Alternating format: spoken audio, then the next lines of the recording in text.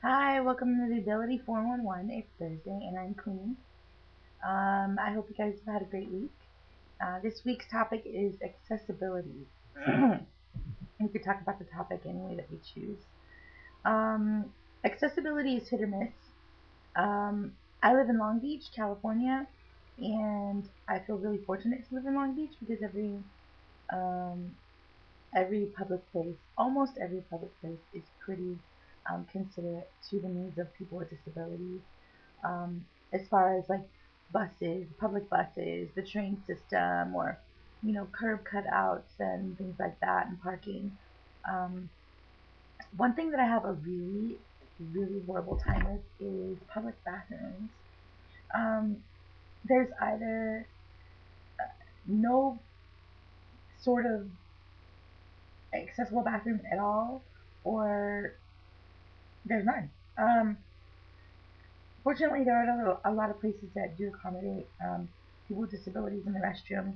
Um, but there are a few like hole in the wall bars that if I go to I have to like pace myself on how much you know how much liquid intake, um so I don't have to use the bathroom while I'm there, or else I'm out of luck. um and it really sucks. The one place that should have an accessible bathroom is a bar.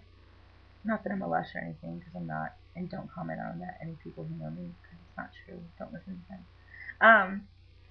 Another place that I have problems with is the bank. Um, Bank counters are so high, and there's never ever a teller at the lower counter, if there is a lower counter. If you're lucky to have a bank that has a lower counter, um, they have to go to the opposite end of the counters to accommodate you, which is fine. But I don't understand why they just don't use the computer there, um, instead of running back and forth. It's kind of time consuming, and it kind of defeats the purpose of having the convenience of going in and having these transactions being made in a timely manner if they're not going to use the computers at the accessible bank teller window. Let's see what else. ATMs, while we're on it, on banks, I can't ever reach where you're supposed to put the card. So I either have to go into the bank, which I don't like doing, or I have to take somebody with me to go to the ATM. Um, I wish bank buttons and the part where you insert your card were a little bit lower, and truly accessible, um, than they are right now, because they really aren't. It's like going to a place that has, say you're going to the mall and there's this line of doors for people to enter in, and it has the little sticker, the little person in the wheelchair, the blue sticker with the white outline, whatever. And it's like, how is this door accessible if there's no buttons or anything like that? It's not automatic.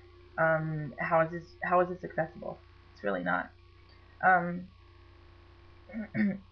I travel quite a bit, and one thing that really irks me is when I reserve a wheelchair accessible hotel room with a roll-in shower. I get a shower with a tub and a shower chair, not a roll-in shower.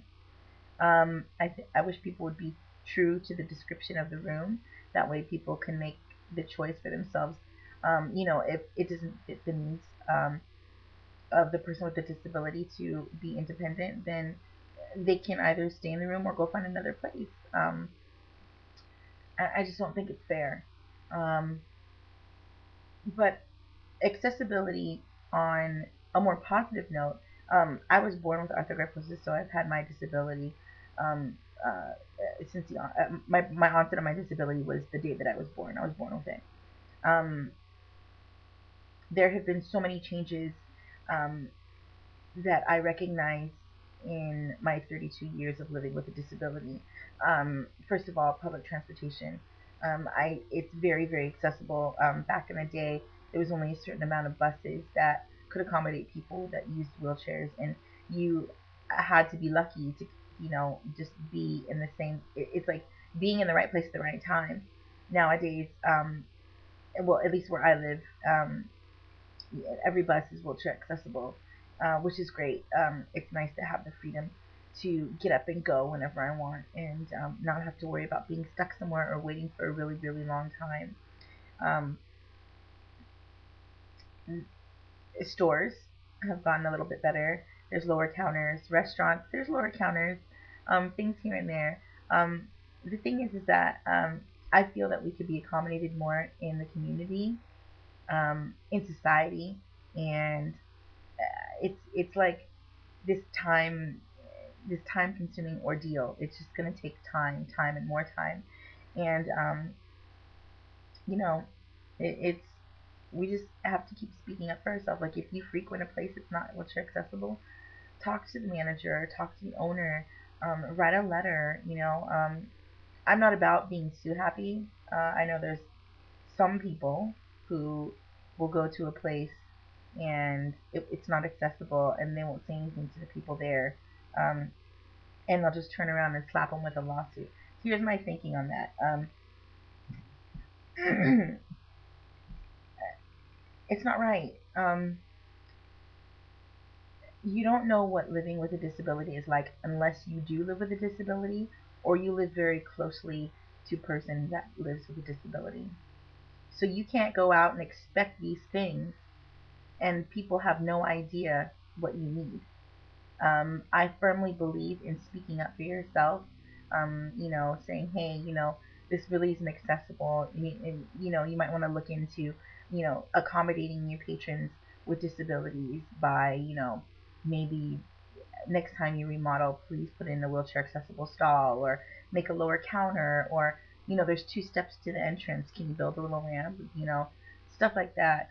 I believe in educating. It's all about educating, and if we want people to accommodate us more and to be more open to the idea of accommodating us, we have to be willing, just as willing, to educate them on the proper things to do and how to do it. So I really, really do not believe in going around and suing places. I've heard of a couple of cases where people will um, they seek out places that are not accessible and they go sue them, even though they don't shop there, they don't eat there. It's not accessible. I'm gonna sue them. I don't believe in that. Write your mayor. Um, Voice your concerns. There's steps that you can take. Write your council members, and things will happen. Just be persistent about it and be strong. And that's a part of what being a true advocate is. If you need it, chances are there's a couple hundred other more people who need it too. So don't consider it a waste of time. Um, Write a letter, shoot an email, make a phone call. Your council members, your mayor, your whoever. Um, but yeah, accessibility is it's I would say I would say maybe like 55-45. No, I would say 60-40. 60-40. Um, but you're only as strong as your weakest link. So we as a community need to be more vocal about what we need. And if there's somebody that can't be vocal about what they need, maybe you can be that voice for them.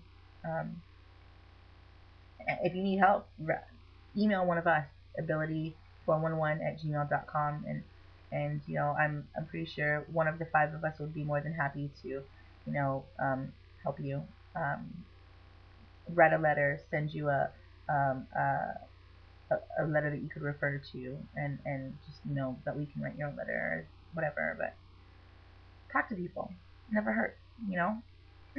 um, it's all about inclusion and living as one peacefully. So that's all I have to say about this week's topic. Have a great week. Like I said earlier, if you guys have any questions or you need anything from us, please email us at TheAbility411@gmail.com. Check us out on Facebook, and we will get back to you as soon as we can. Have a great week, and I will see you next Thursday. Bye.